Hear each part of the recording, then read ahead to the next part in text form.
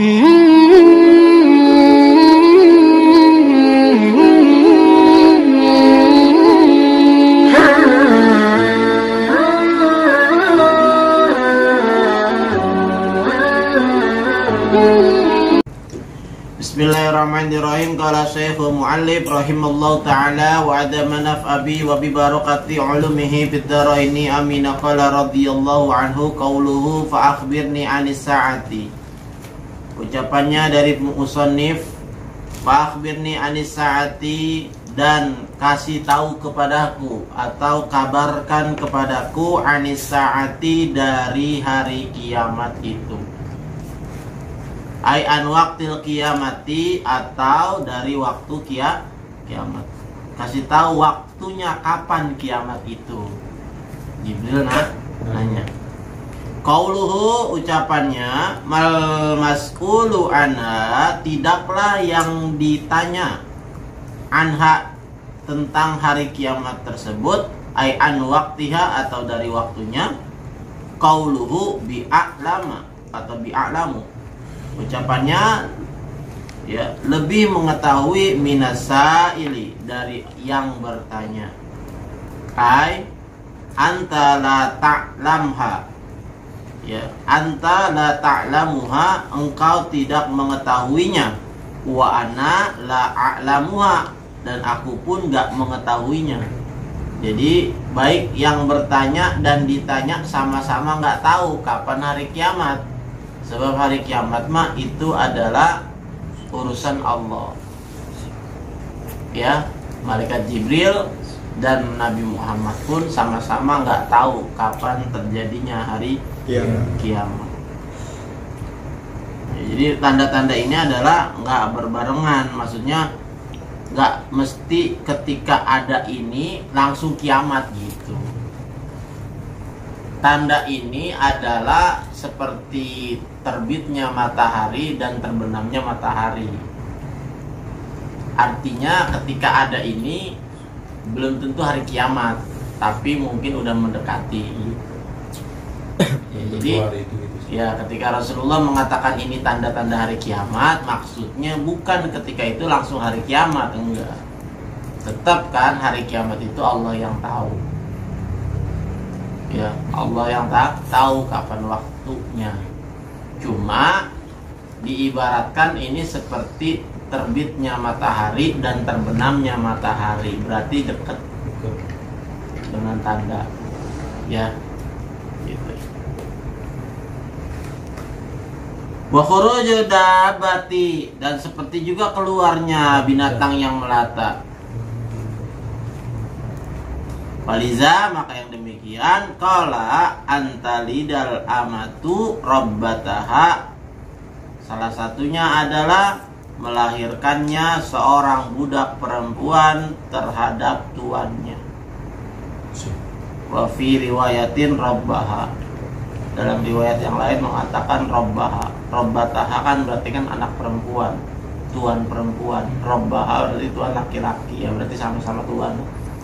Melahirkannya seorang budak terhadap tuannya. Jadi budak perempuan melahirkan tuannya sendiri. Nah, di sini kan ada apa nih? Ini maksudnya apa kan gitu. Nah, nanti jelasin tadi sini. Waqtalafa fi ma'naha, dan berselisih di dalam maknanya tersebut. Ala aqwali as-sahihah, atas ucapan yang paling benar. Annahu, bahwasanya itu ikhbarun, adalah suatu kabar atau tanda, an kasrati sarori, seperti dari banyaknya budak, wa auladihina, dan anak-anak mereka, wa anna waladaha, dan bahwa anak-anaknya min sayyidiha, dari tuannya, bimanzilati sayyidiha, dengan menepati tempat pada tuannya, li'anna malal insana, karena li'anna malal insani, karena sesungguhnya harta seseorang itu soirun ila waladihi, itu bisa menjadi milik anaknya. Ya, Kenapa dia menjadi tuannya? Jadi ceritanya seorang budak dikawinin sama tuan, kemudian melahirkan seorang anak, laki-laki anaknya, tuannya mati, kan hartanya milik anaknya. Ketika milik anaknya, berarti harta semuanya itu milik anaknya, sama budak-budaknya juga, sehingga budak yang melahirkan dia itu menjadi budaknya dia.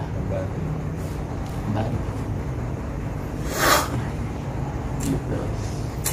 Ya, jadi dia dapat warisan dari bapaknya, termasuk budaknya, dan budaknya itu emaknya. Gitu. Ya, budaknya itu adalah emaknya. Nah, ini menurut pendapat yang paling benar, katanya begitu. Ya, cuman kan perbudakan zaman sekarang udah nggak ada. Coba ente pikirin aja gimana tuh kejadian seorang anak jadi tuan dari emaknya. Kan yang kemarin seperti Ane ceritain, dan itu juga pandangan dari guru Ane juga. Ketika ente menitipkan anak, ente punya anak nih, nitipin sama emak ente, entah emak dari nyokapnya ente lah, sama lah, itu mertua juga. Kemudian emak ente ngerawat lagi cucunya. Kadang-kadang ada yang dibayar, atau bahasanya dia nggak mau lah, bahasanya dibayar. Masa gue bayar emak gue, emang emak gue masih babysitter.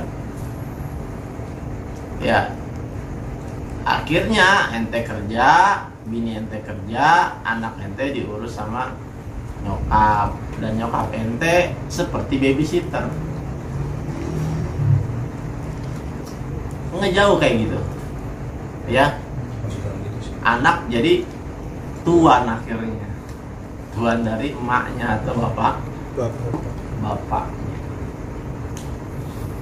Ya, atau kalau zaman sekarang bisa begini, ketika anak itu tumbuh dewasa, dia punya kerjaan yang bagus, jadilah dia itu pemilik perusahaan. Misal bapaknya kerja di perusahaan dia, sama, bapaknya digaji sama anaknya. Bapak anaknya direktur, bapaknya cuman security. Ada tuh bisa. Ya, bisa jadi ada. Tapi yang lebih sering kayak gini, Anak dia ya. punya duit nih, dia nyuruh orang tuanya, dia beli ini gitu. Nggak mau jalan sendiri, tapi nyuruh orang tuanya yang ke warung. Kayak gitu lebih sering yang Itu bisa juga sama. Beli nasi uduk pagi-pagi. Artinya kan intinya si orang tua itu nggak lagi berharga dan dihormati. Intinya sih di situ. Kenapa dia nggak dihormati? Karena ente besarnya pandangan ente kepada duit. Jadi pandangan kepada orang tua pun jadi rendah. Ya. Orang tua yang nggak bisa menghasilkan duit, orang tua yang nggak bisa nyari duit, ente anggap rendah. Karena patokan hidup ente adalah ngumpulin harta. Jadi gitu, ya kan? Ini terjadi karena hubudunnya, berarti karena kecintaan seorang anak itu kepada duit dan harta, sehingga bisa menjadikan orang tuanya menjadi budak, dan orang tuanya welcome, nerima aja, sebab orang tuanya juga mungkin punya pemikiran sama. Ya, gua nggak ada duit, ya udahlah, gua jadi budaknya dia, anak gua ini. Gitu. Secara nggak sadar, tanda-tanda tersebut membuat kiamat itu menjadi dekat. Walaupun kata Rasul, walaupun kata pengarang katanya, ya kalau udah terjadi itu bukan berarti langsung kiamat kan gitu, cuman udah dekat.